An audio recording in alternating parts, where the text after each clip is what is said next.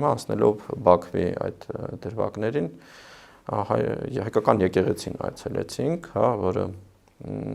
պահպանվել է շենքը, բավականին լավ վիճակում է պահպանվել, թեև 90-ականների սկզբին այնտեղ հրդեհման փորձ է եղել,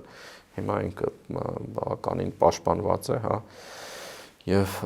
ներսում գրադարան էր, գրքերի պահոստ էր, այդ թվում հայկական գրականություն, օրինակ Հայկազյան բառարանը կար, Մխիթարյանների կողմից 19-րդ դարի այդ խոշորագույն այդ կոթողը կար, Աճարյանի արմատական բառարանի ֆաքսիմիլեն, ձեռագիր կոպիան, հա, որը նույնպես շատ հետաքրքիր էր ու աշխատող, ինչպես նշել եմ,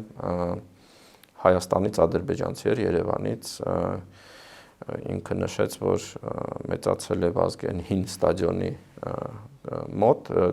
թաղում, որը Վազգեն Սարգսյանի հիմնված ստադիոնն է, եւ ակնհայտ էր, որ ինքը նոստալգիա ունի Երևանի նկատմամբ, նաև կարոտ, այո, հետաքրքիր էր, իսկ հիմա այնտեղ ոնց է, ինչ է եւ այլն։